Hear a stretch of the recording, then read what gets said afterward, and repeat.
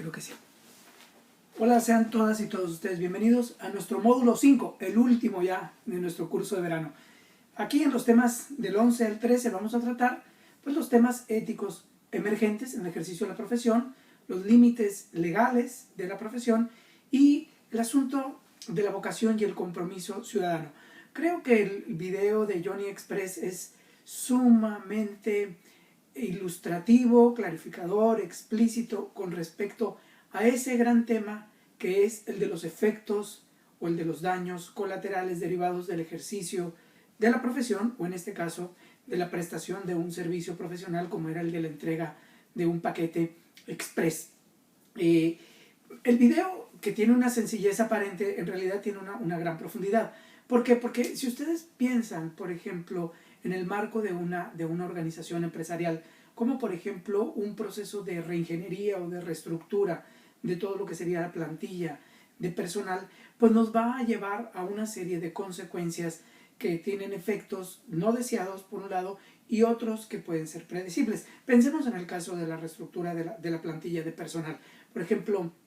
entre los no deseados, pues seguramente van a haber algunos proyectos familiares de algunos de los ex colaboradores o de las personas que han sido desvinculadas de la organización, pues algunos proyectos familiares que van a ser obstaculizados o que ya no van a ser posibles porque pues, el colaborador ya no trabaja, ya no labora en la organización. Otro es que, por ejemplo,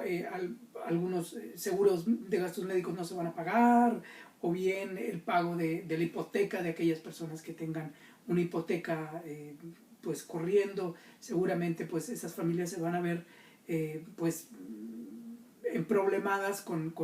el asunto de haber perdido el empleo. Bueno, pues todos esos efectos, todos esos daños, pues obviamente no estaban dentro de los propósitos de la decisión original en la organización. Es decir, no son parte de la reestructura o de la reingeniería organizacional que se estaba previendo. De ahí que pueden considerarse como algunos efectos no deseados, pero no por ello no deben de tenerse en cuenta o no deben de tomarse algunas providencias para resolverlos. Y hay otros efectos de carácter más predecible. Por ejemplo, en el asunto de la reestructura podrían ser pues, el desempleo que se va a generar en un sector, por ejemplo, de la industria o del sector servicios o empresarial. También el clima organizacional que se va a derivar después de esa reestructura organizacional, de ese, digamos, estrechamiento de la plantilla. Seguramente las personas que queden en la organización pues van a tener la ansiedad o la incertidumbre de qué es lo que irá a suceder con ellos. Bueno, pues todos estos asuntos, estas consideraciones relacionadas con los efectos o las consecuencias de nuestras acciones en el mundo del trabajo son parte del ejercicio y del quehacer de un profesionista. Y de ahí que pues tú podrás, como lo hemos visto a lo largo del curso, de ahí que ponle mucha atención por ahora que estamos cercanos al examen final de nuestra materia, pues este ejercicio profesional, como ya lo hemos venido diciendo, siempre está alineado a la satisfacción de necesidades de la sociedad, es decir, demandas que la sociedad hace a un sector, a un gremio, a un colegio de profesionistas en particular, y que al final de cuentas, en la medida que estas necesidades se van resolviendo, se van satisfaciendo, pues la profesión se va acercando a su razón de ser, es decir, a los bienes internos, a aquello que le da sentido a la profesión. Y en la medida, lo hemos dicho, que el profesionista pues alcanza de manera excelente, con calidad, con pertinencia, a tiempo, esos bienes internos y a su vez pues satisface esas demandas sociales, el profesionista adquirirá los bienes externos, le llegarán los bienes externos que son fama, dinero, prestigio, poder, movilidad social ascendente, que son la consecuencia necesaria, inmediata de la realización de los bienes internos. Nada más natural, nada más deseable que los bienes externos lleguen a un profesionista. Sin embargo, es importante que no antepongamos la búsqueda de los bienes externos a la de los bienes internos, porque entonces estaríamos corrompiendo moralmente nuestro ejercicio profesional. Ahora, en este marco de los límites legales y de las consecuencias y de los efectos, que al final de cuentas estas consecuencias y estos efectos se vuelven los temas emergentes del ejercicio profesional, yo quisiera decir que siempre, más allá de que si estos efectos son no deseados o bien no predecibles del todo, debemos de tener en cuenta que el profesionista debe hacerse responsable de dichos efectos, debe hacerse cargo de dichos efectos. No es de recibo que alguien diga, bueno, lo que nosotros habíamos previsto en la política era tal y lo que suceda a partir de eso, lo que pues ya no es responsabilidad nuestra. Creo que no es de recibo cuando hablamos de la ética de las profesiones, porque pensemos, por ejemplo, ahora en el ámbito gubernamental, hace un momento hablamos del ámbito empresarial, pero pensemos en el gubernamental, que un subsecretario de Economía o un secretario de Economía decide impulsar a través de la Secretaría del Trabajo una nueva reforma para asegurar, digamos, una cuota de salarios mínimos. Todo el mundo sabemos que si eso es una política pública y al final del día lo avala la ley, bueno, el salario mínimo se vuelve en